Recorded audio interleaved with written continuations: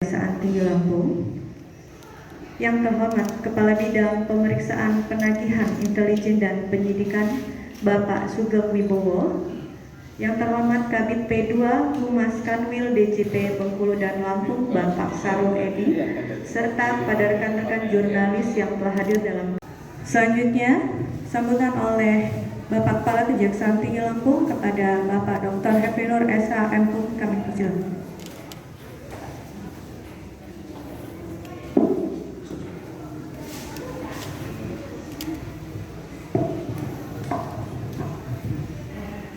Baik, ini bentuk kolaborasi antara Kejaksaan Tinggi dengan Kanwil Pajak Bengkulu Lampung.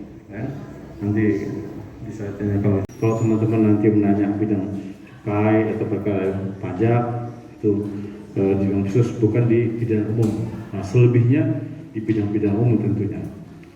Tentunya dengan primadona perkara yang tidak punya korupsi yang beliau tangani, dan beliau inisiasi juga baik perkara yang berasal dari Polda Lampung korupsinya, tentu yang tangani oleh beliau, jasa bentuknya ada kita.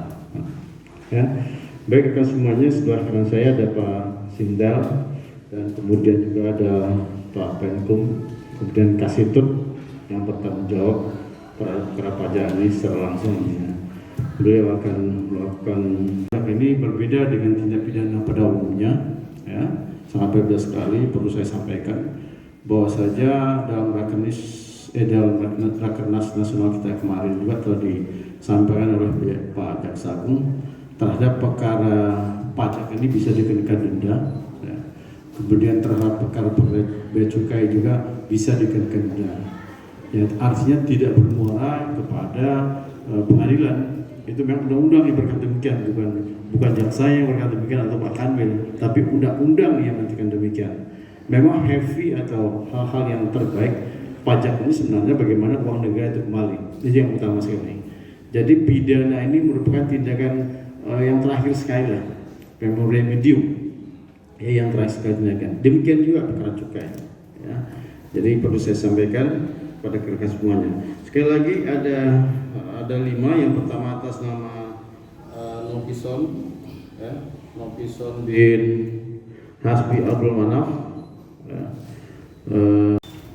Ada Ida Laila, kemudian ada Ahmad Khaironi. Semua perkara ini asalnya berasal dari Kanwil, artinya penyidik Kanwil Pajak yang menangani. Namun kita menyidangkannya tentu terkait dengan di mana perbuatan tersebut dilaksanakan, TKP-nya di mana misalnya gitu, ya. Tapi Kanwil yang bertanggung jawab menyidik perkara tersebut. Contohnya perkara waktu di Sumur 2. Waktu itu Bapak masih kantor pusat, kita rapat di Danau Toba. Kan?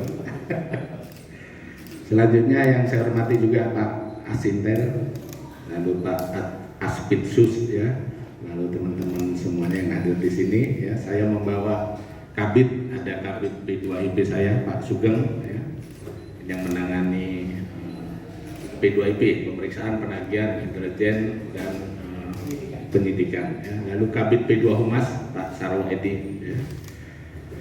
Baik, tadi sudah sebagian disampaikan oleh Pak Kajati, termasuk dari Kajati ini, ya, dalam penegakan hukumnya, ya.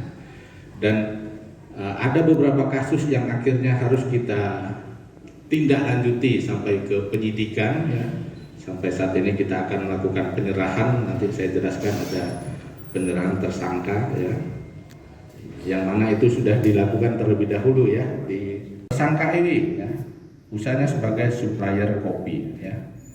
Jadi dari sumber manapun, baik pengaduan, pemeriksaan atau pengembangan dari pemeriksaan, itu bisa kita tindak lanjuti apabila kita meyakini di situ ada unsur tindak pidananya, ya. Lalu pertanyaan kedua terhadap Pemda, ya. Pemda ini sebenarnya sebagai mitra kita, stakeholder kita, ya. Dan bahkan banyak Pemda memberikan data-data untuk penggalian potensi dapat dengan institusi pemerintah, karena bagaimanapun institusi pemerintah ini kan harus dengan benar melaksanakan kewajiban perpajakan. Bahkan mereka biasanya minta sosialisasi ke kita ya. Nah, jadi terhadap kewajiban Pemda sendiri memang turun ke sini untuk membantu menagih alat berat dari Sugar Group Company. Sejauh ini pengawasan kita seperti apa untuk isu itu, dan yang kedua itu kan ada informasi masuk ke kita Pak, HGU kelebihan itu, dan selama ini katanya penagihannya susah, ada konflik, ada penghalangan segala macam, itu seperti apa? ya. Sama kita KPH.